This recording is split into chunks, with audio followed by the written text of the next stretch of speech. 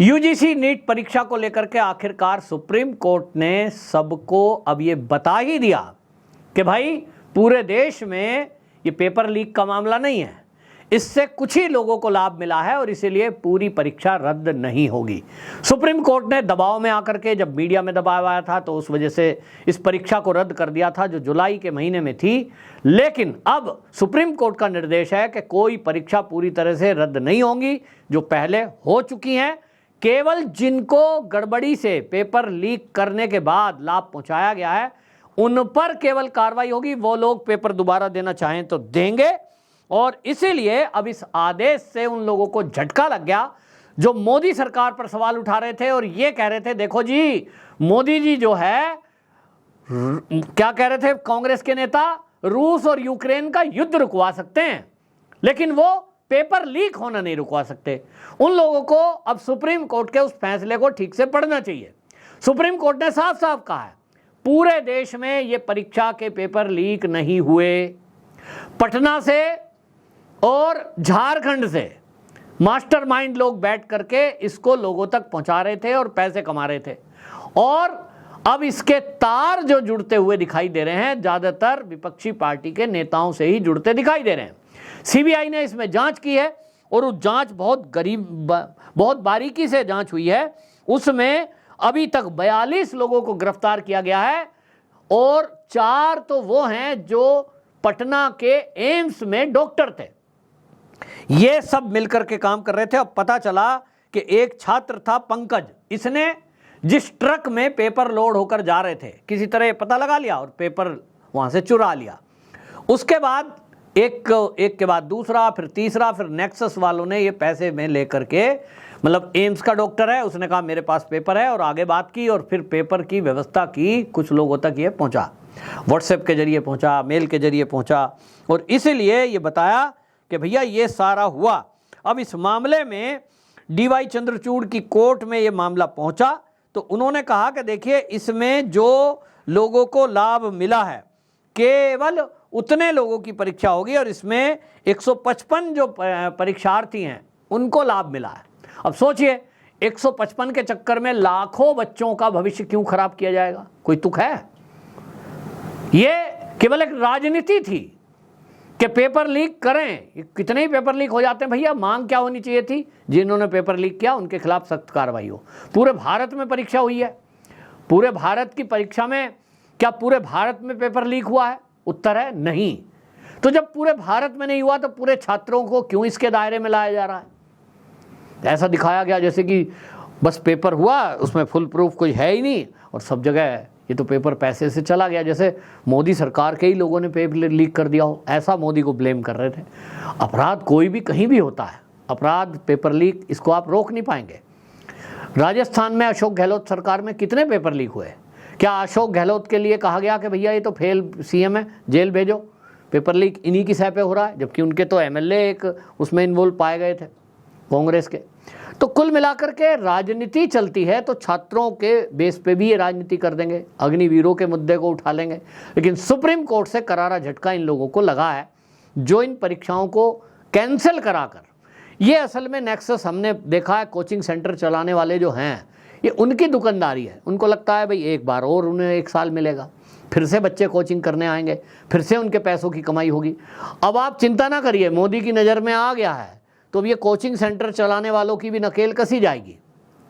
कुछ ना कुछ इंतजाम मोदी जी इसका सोच रहे होंगे, समय बेशक लगेगा लेकिन अब होगा। क्योंकि इतना बड़ा उद्योग बन गया कि एक बच्चा 9वीं क्लास में आ रहा है, 9वीं क्लास में आते ही उसको कहा जाता है कोचिंग लेना शुरू कर दो भाई, आईआईटी की कोचिंग लेना शुरू कर दो, तुम जो है यूजीसी नीट परीक्षा आपको देनी है। और बच्चा जो है सोचता है कि स्कूल में जाऊं कि क्या करूं। और कई बच्चों को मैंने देखा है उनको ये समझा देते हैं यार तुझे तो आईआईटी में जाना है तो क्या करो, जो कोर्स की किताब है ना इन पे ज़्यादा ध्यान मत दो, किसी तरह पासिंग मार्क्स ले आओ, नंबर ला के पास कर लो, इनका तो कोई होगा ही नहीं, तुम्हें तो आईआईटी में जाना है। और होता यह है कि आईआईटी में लाखों बच्चे एग्जाम में बैठते हैं तो सब तो नहीं हो जाते, कुछ हजार वहाँ जाते हैं, बाकी को फिर ये लगता है कि चलो भैया कहीं बीएससी कर लो, बीकॉम कर लो, कुछ भी ग्रेजुएशन करो, आया तो नहीं उसमें। तो वो वहाँ रह जाते हैं और उनकी हालत ऐसी हो जाती है घर का ना घाट का। क्यों? क्योंकि ना तो वो वहाँ जा पाए, मन बना के चल रहे थे IIT का, और इधर वो अनमने मन से परसेंटेज क्योंकि नहीं ला पाए ठीक से, तो किसी अच्छे कॉलेज में एडमिशन भी नहीं मिलता फिर ग्रेजुएशन के लिए, और फिर अनमने मन से उस पूरे कोर्स को करते हैं। फिर आगे एक लंबी प्रक्रिया है। तो कुल मिलाकर के बच्चों के भविष्य के साथ खिलवाड़ किया जा रहा है। उनको मेंटली एक तरह से जो पीस चाहिए पढ़ाई के टाइम वो नहीं मिल रही है। कोचिंग, ये वो, मारा मारी, परसेंटेज का दिमाग में बोझ, और इसलिए बहुत सारे बच्चे डिप्रेशन में जाते हैं। जो हमने देखा है कि कई खबरें आती थी कोटा से कि बच्चों ने आत्महत्या कर ली। ये क्या है? उनके ऊपर प्रेशर है। ये प्रेशर ये जब और ज़्यादा हो जाता है, जब बच्चों को ये लगने लगता है कि यार तुमने इतनी अच्छी परफॉर्मेंस करी, पूरी ताकत लगा रहे हो, खाना पीना तक भी बहुत सारे बच्चे का छूट जा रहा है, और उसके बावजूद भी कोई संतुष्ट नहीं है। फिर उसको लगता है यार पेपर में गया था, पेपर लीक हो गया, आप देखो जी इसमें फिर से मैं तैयारी करूँगा, मेरा 1 साल और बर्बाद हो गया।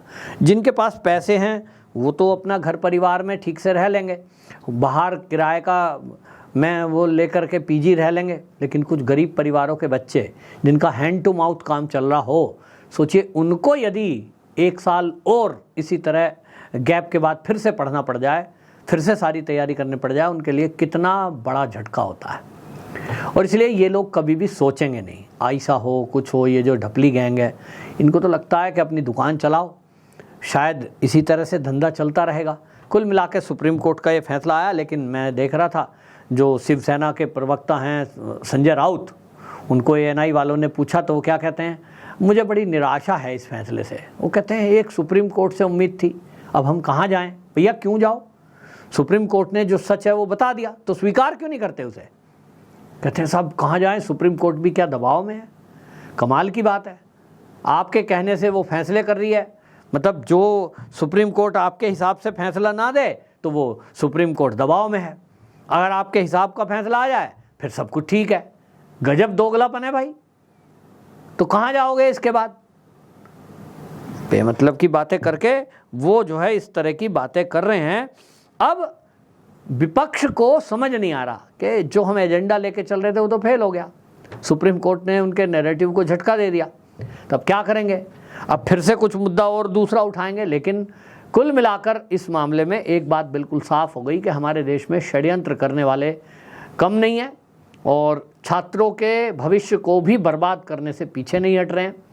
और इन सब को देखते हुए हम सबको भी ये ध्यान में रखना होगा। मैं बच्चों से भी कहना चाहता हूँ इस वीडियो के माध्यम से, जो तैयारी कर रहे हैं, कि देखिए प्रेशर मत लो, आप अपना प्रयास करो, 100% देने की कोशिश कर रहे हैं, आप अपनी तरफ से कोशिश कर रहे हैं, लेकिन पहले से लक्ष्य तय करना जरूरी है। लेकिन ये मानकर चलिए कि आपने 100% दिया, इसके बाद क्या होता है ये भविष्य पर छोड़ दीजिए, सब कुछ हमारे हाथ में नहीं है। जब आपको ये पता है कि मान लीजिए एक वैकेंसी है और उसके लिए एक वैकेंसी के लिए 1000 बच्चा एग्जाम में बैठ रहा है, तो 999 निराश होंगे, होना तो एक का है ना। तब 999 में मैं भी हो सकता हूँ, मैं क्यों नहीं हो सकता हूँ? तो नेगेटिव शुरू में तो नहीं सोचना, लेकिन अगर रिजल्ट आ जाए तो उसको स्वीकार करें, और ठीक है उसको ऐसा विचार करें कि मेरे शायद किस्मत में ये नहीं था, ये वाली लाइन दूसरी लाइन होगी, इसलिए शायद मुझे ये विफलता मिली है, एक बार और कोशिश करते हैं। लेकिन एक ही चीज़ के पीछे पड़े रहेंगे वो ठीक नहीं है, उससे टाइम गुजरता रहता है और आपको झटका लगता रहता है। तो आसपास के बच्चे आप देखते हैं, मैं अभी एक पढ़ रहा था खबर कि IAS की परीक्षा में कुछ बच्चे साथ में कोचिंग कर रहे थे, तो किसी एक का चयन नहीं हुआ, बाकी का हो गया, तो उसने अपने आप को ये घोषित कर दिया मैं IAS अधिकारी हूँ, फर्जी। और फर्जीवाड़े के चक्कर में फर्जी फ़ोटो बनाना, फ़ोटो शूट करना, ऑफिस के सामने वीडियो बनाना, इस तरह के कारनामे करे। बाद में वो चीज़ें खुली तो उसके मतलब करैक्टर में आ गया, वो अपने दोस्तों के बीच बैठ के सेखी बकारना। अब जब पोल खुली तो क्या होगा? और ऐसे करने की जरूरत क्या है? सब अगर देश के जो सांसद हैं वो प्रधानमंत्री बन जाएं तो फिर कैसे व्यवस्था चलेगी भाई? प्रधानमंत्री तो एक ही बनता है ना। सपना सभी प्रधानमंत्री बनने का ही देखते होंगे मुझे लगता है, और देखना चाहिए हर सांसद को। तो ये हमें सत्यता को भी स्वीकार करना चाहिए। और अब ये बहुत अच्छा फैसला सुप्रीम कोर्ट का आ गया है, दूध का दूध पानी का पानी हो गया है। पॉलिटिक्स करने वाले लोगों को तो ये मुद्दा चाहिए था जो नहीं मिला है, झटका लग गया। छात्रों को अब समझ लेना चाहिए कि वो कभी भी पॉलिटिक्स बाजों के इशारे में सड़कों पे ना उतरें, अपने पढ़ाई का काम करें। न्यायपालिका हमारे देश में बेहतरीन है इस काम को करने के लिए। आपकी क्या राय है कमेंट बॉक्स में ज़रूर बताएं। वंदे मातरम।